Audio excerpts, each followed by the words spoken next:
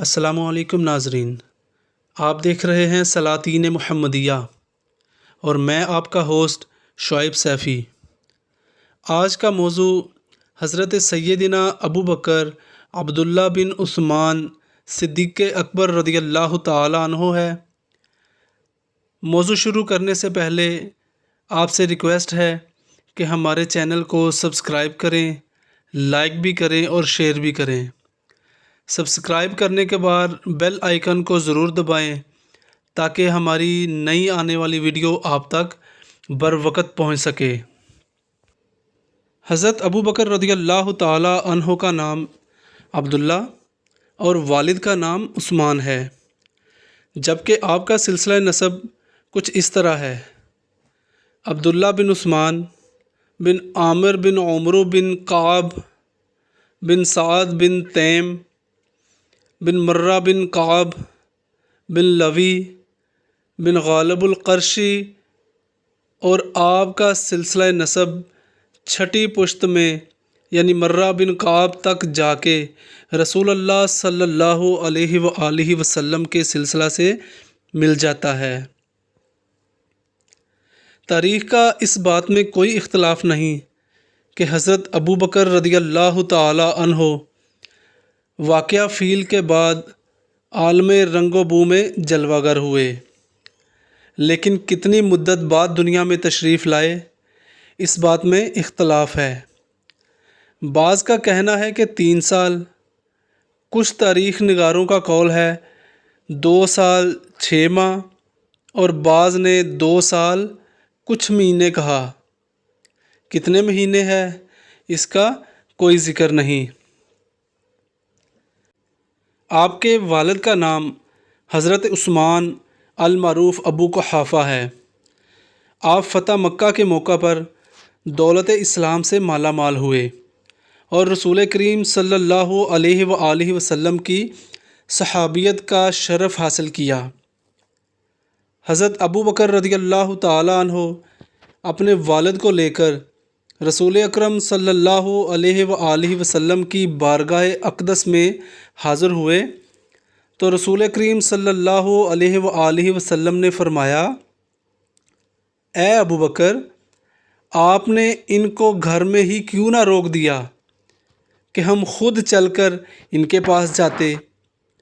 عرض کیا: یا رسول اللہ صلی اللہ علیہ وآلہ وسلم، یہ زیادہ حق رکھتے ہیں کہ خود چل کر آپ کی خدمت میں حاضر ہوں۔ حضرت ابو بکر رضی اللہ تعالی عنہ کے والد محترم کا اسلام قبول کر لینا اتنا خوشقند تھا کہ رسول کریم صلی اللہ علیہ وآلہ وسلم نے بذات خود جناب ابو بکر رضی اللہ تعالی عنہ کو اس بات کی مبارکباد پیش فرمائی۔ حضرت انس رضی اللہ تعالی عنہ سے مروی ہے کہ ایک مرتبہ رسول کریم صلی اللہ علیہ وآلہ وسلم احد پہاڑ پر تشریف لے جا رہے تھے اور آپ کے ساتھ حضرت ابو بکر صدیق، حضرت عمر فاروق اور حضرت عثمان رضی اللہ تعالی عنہما بھی تھے۔ اسی دوران پہاڑ نے لرزنا شروع کر دیا، یعنی وجد میں آ گیا، تو رسول کریم صلی اللہ علیہ وآلہ وسلم نے فرمایا: اے پہاڑ، ٹھہر جا، تیرے اوپر ایک نبی، ایک صدیق اور 2 شہید قدم رنجا فرما ہیں۔ حضرت ابو بکر رضی اللہ تعالی عنہ کے لقب صدیق کی ایک وجہ واقعہ معراج کی بلا تردد تصدیق کرنا بھی ہے۔ حضرت عائشہ صدیقہ رضی اللہ تعالی عنہا فرماتی ہیں کہ جب نبی اکرم صلی اللہ علیہ وآلہ وسلم کو مسجد اقصیٰ کی سیر کروائی گئی تو آپ نے واپسی پر لوگوں کو اس واقعے سے آگاہ کیا، جس کی وجہ سے آپ کی تصدیق کرنے والے بہت سے لوگ اسلام سے منحرف ہو گئے اور آپ کا دامن چھوڑ دیا، کیونکہ رات کے کچھ حصہ میں اتنا لمبا سفر کر کے واپس آنا عقلاً محال ہے، جس کی وجہ سے بہت سارے لوگوں نے اس واقعے کی تصدیق میں تردد کیا۔ اور لوگ حضرت ابو بکر رضی اللہ تعالی عنہ کے پاس چلے آئے اور کہا کہ تمہارے صاحب یعنی رسول کریم صلی اللہ علیہ وآلہ وسلم فرماتے ہیں کہ وہ رات ہی رات میں بیت المقدس گئے اور صبح ہونے سے پہلے واپس بھی لوٹ آئے۔ تو جناب صدیق اکبر رضی اللہ تعالی عنہ نے فرمایا، کیا واقعی انہوں نے ایسا کہا ہے؟ لوگوں نے کہا ہاں۔ فرمایا، اگر انہوں نے ایسا کہا ہے تو میں اس کی تصدیق کرتا ہوں۔ لوگوں نے کہا، کیا آپ اس بات کی تصدیق کر رہے ہیں کہ وہ ایک رات میں بیت المقدس گئے اور صبح ہونے سے قبل واپس بھی آ گئے؟ تو آپ نے فرمایا، ہاں، میں تو اس سے بھی بڑی باتوں میں ان کی تصدیق کرتا ہوں، یعنی میں صبح و شام آسمانی خبروں میں ان کی تصدیق کرتا ہوں، اور یہ تو پھر بھی دنیا کا معاملہ ہے۔ اور اسی وجہ سے حضرت ابو بکر صدیق رضی اللہ تعالیٰ عنہ کو صدیق کا لقب ملا۔ اللہ رب العزت نے حضرت ابو بکر رضی اللہ تعالیٰ عنہ کو صاحب کا لقب قرآن مجید میں یوں بیان فرمایا، اگر تم نے رسول اللہ صلی اللہ علیہ وآلہ وسلم کی مدد نہیں کی تو بے شک اللہ ان کی مدد کر چکا ہے جب کافروں نے ان کو بے وطن کر دیا تھا، اس حال میں کہ وہ دو میں سے دوسرے تھے، جب وہ دونوں غار میں تھے، جب وہ اپنے صاحب سے فرما رہے تھے، غم نہ کرو، بے شک اللہ تعالیٰ ہمارے ساتھ ہے۔ سو اللہ تعالیٰ نے ان پر طمانینت نازل کی اور ان کی ایسے لشکروں سے مدد فرمائی جن کو تم نے نہیں دیکھا، اور کافروں کی بات کو نیچا کر دیا، اور اللہ کا دین ہی بلند و بالا ہے، اور اللہ بہت غالب حکمت والا ہے۔ تمام علماء کا اس بات پر اجماع ہے کہ اس آیت میں صاحب سے مراد جناب صدیق اکبر رضی اللہ تعالی عنہ ہیں۔ حضرت انس رضی اللہ تعالی عنہ سے مروی ہے کہ حضرت ابو بکر صدیق رضی اللہ تعالی عنہ نے ان سے بیان کیا، میں نے غار میں رسول کریم صلی اللہ علیہ وآلہ وسلم سے عرض کیا، یا رسول اللہ، اگر ان دشمنوں میں سے کسی نے اپنے قدموں کے نشانوں کو دیکھ لیا تو وہ ہمارے قدموں کے نشان بھی ضرور دیکھ لے گا۔ تو رسول کریم صلی اللہ علیہ وآلہ وسلم نے ارشاد فرمایا، اے ابو بکر، تمہارا ان دو کے بارے میں کیا گمان ہے جن کا تیسرا اللہ جل شانہ ہو؟ حافظ ابن حجر مذکورہ آیت کا ذکر کرنے کے بعد فرماتے ہیں، بغیر کسی اختلاف کے اس آیت میں صاحب سے مراد حضرت ابو بکر صدیق رضی اللہ تعالی عنہ کی ذات گرامی ہے، اور آپ کے نبی کریم صلی اللہ علیہ وآلہ وسلم کے ساتھ غار میں ہونے پر بہت ساری مشہور و معروف احادیث دلالت کرتی ہیں، اور سیدنا صدیق اکبر رضی اللہ تعالیٰ عنہ کے ساتھ اس فضیلت میں کوئی دوسرا شریک نہیں ہے۔ نبی کریم صلی اللہ علیہ وآلہ وسلم کی ہجرت کا واقعہ بہت مشہور ہے، اور آپ کے ساتھ حضرت ابو بکر صدیق رضی اللہ تعالیٰ عنہ رفیق سفر تھے۔ قرآن مجید کی مذکورہ آیت میں اسی واقعے کی طرف اشارہ ہے، اور اس آیت میں حضرت ابو بکر صدیق رضی اللہ تعالی عنہ کو ثانی اثنین یعنی دو میں سے دوسرا کہا گیا۔ یہاں ہم چند باتیں ذکر کرتے ہیں جن سے معلوم ہوگا کہ دین کے اہم مناصب میں حضرت ابو بکر صدیق رضی اللہ تعالی عنہ رسول کریم صلی اللہ علیہ وآلہ وسلم کے ثانی یعنی دوسرا، جس کا مطلب دوسرا تھے۔ کفار نبی کریم صلی اللہ علیہ وآلہ وسلم کو قتل کرنے کے درپے تھے، اور آپ ان سے چھپ کر غار ثور میں داخل ہوئے۔ اگر آپ صلی اللہ علیہ وآلہ وسلم کو حضرت ابوبکر صدیق رضی اللہ تعالی عنہ کے ایمان اور ان کی جان نثاری پر مکمل اعتماد نہ ہوتا تو ان کو اپنے ساتھ لے کر کبھی غار میں داخل نہ ہوتے۔ نبی اکرم صلی اللہ علیہ وآلہ وسلم کا ہجرت کرنا اللہ تعالیٰ کے حکم سے تھا۔ نبی کریم صلی اللہ علیہ وآلہ وسلم نسبی قرابت دار بھی بہت تھے، لیکن نبی کریم صلی اللہ علیہ وآلہ وسلم اس سفر میں رفاقت کے لیے صرف ابوبکر صدیق کو ساتھ لیا۔ اس سے معلوم ہوتا ہے کہ ہجرت میں حضرت ابوبکر صدیق رضی اللہ تعالیٰ عنہ کو ساتھ لینا اللہ تعالیٰ کے حکم سے تھا۔ حضرت ابوبکر صدیق رضی اللہ تعالیٰ عنہ کی بڑی فضیلت ہے۔ رسول کریم صلی اللہ علیہ وآلہ وسلم کی رفاقت کے لیے اللہ تعالیٰ نے حضرت ابوبکر صدیق رضی اللہ تعالیٰ عنہ کو پسند فرمایا۔ نبی کریم صلی اللہ علیہ وآلہ وسلم نے دعوت اسلام دی تو حضرت ابوبکر صدیق رضی اللہ تعالیٰ عنہ پہلے مسلمان ہوئے۔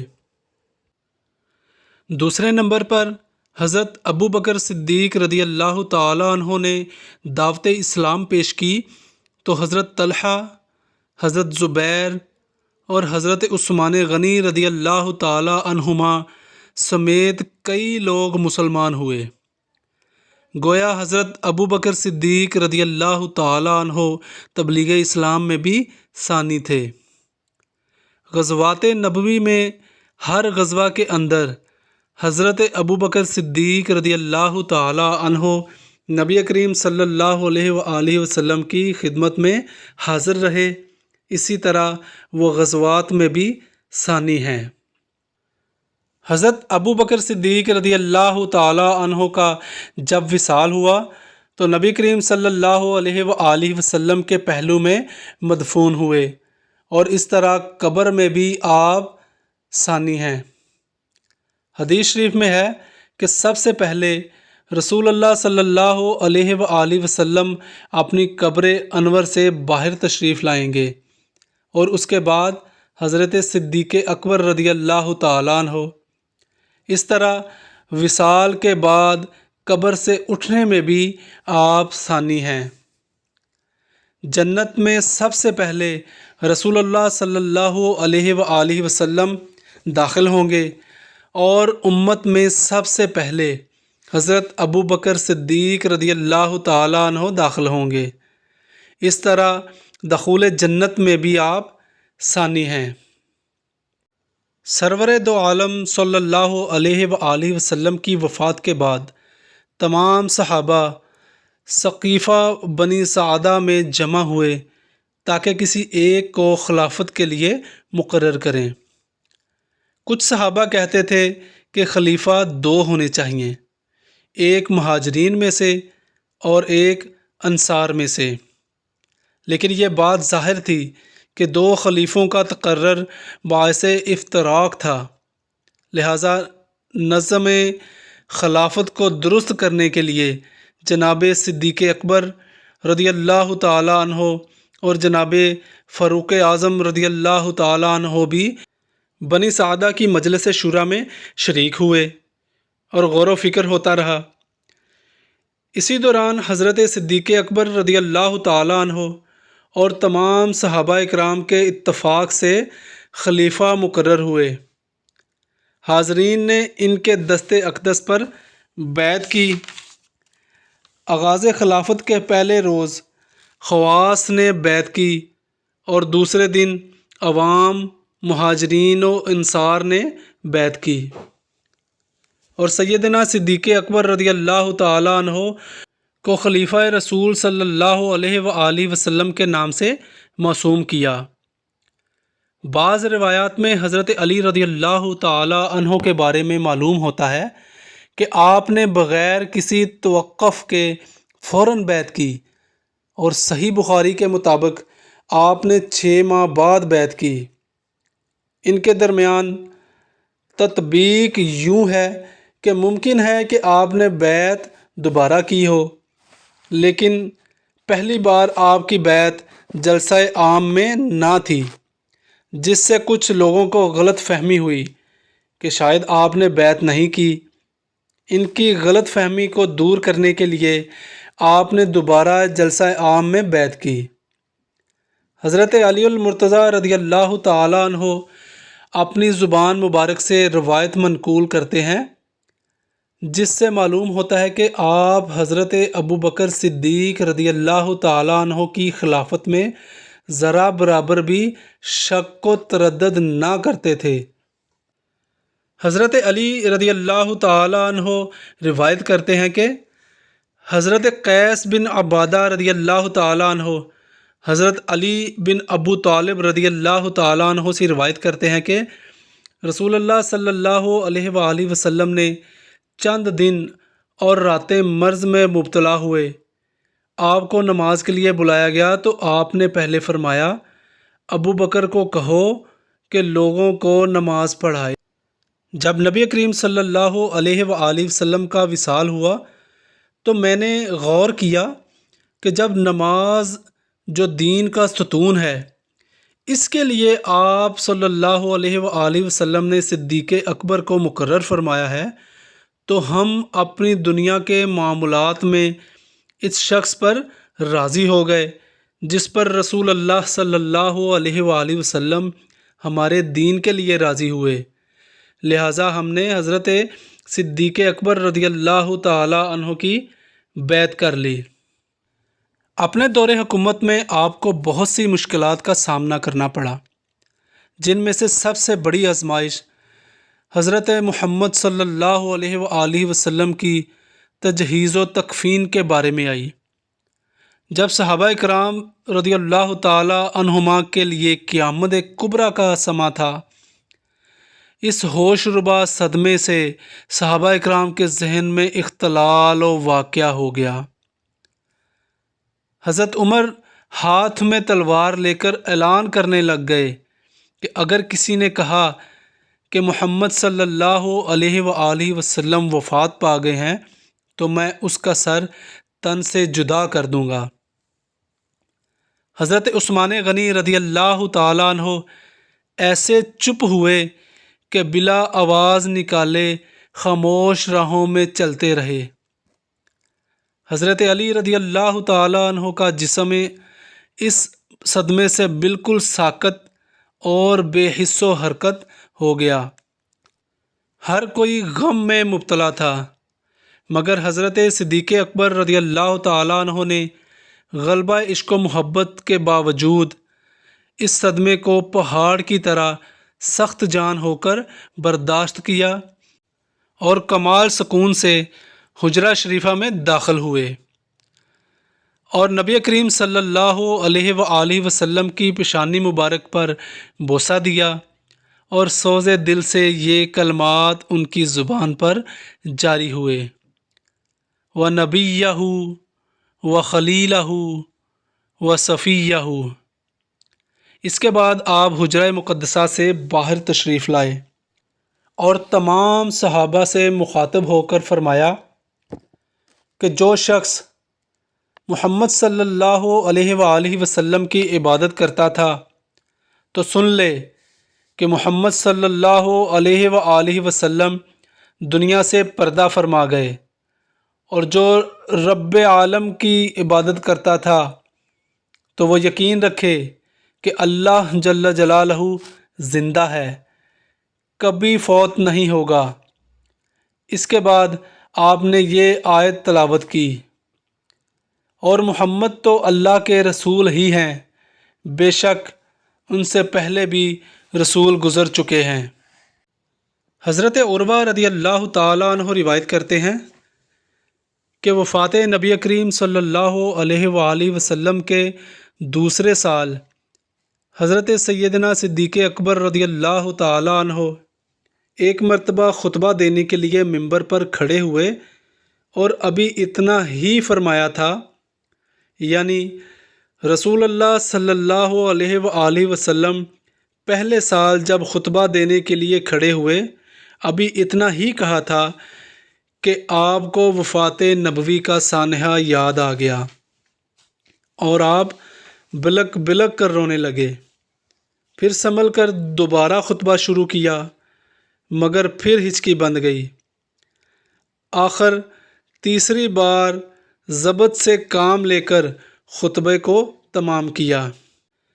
آپ کو وصال نبوی کا دلی صدمہ ہوا تھا اور یہی آپ کی وفات کا سبب بنا۔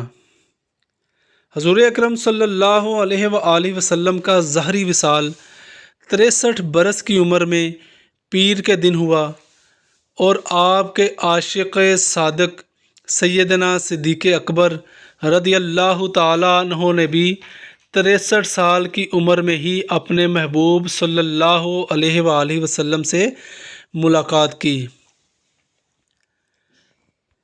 عشق رسول کی آگ تا ازد وفات ٹھنڈی نہ ہو سکی، اور آپ نے وصیت فرمائی کہ جب میرا وصال ہو جائے تو دربار نبوی میں میرا جنازہ حاضر کر کے اجازت چاہنا اور عرض کرنا کہ آقا یار غار حاضر ہے، اس کے لیے کیا حکم ہے؟ اگر دروازہ کھل جائے تو مجھے حجرے میں دفن کر دینا۔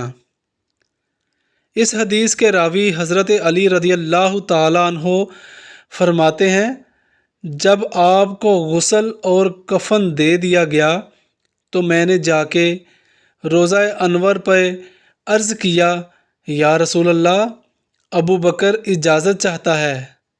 حضرت علی رضی اللہ تعالیٰ عنہ فرماتے ہیں، پھر میں نے دیکھا کہ روضہ انور کا دروازہ کھول دیا گیا اور آواز آئی، حبیب کو حبیب کے ہاں داخل کر دو، بے شک حبیب اپنے حبیب سے ملاقات کے لیے مشتاق ہے۔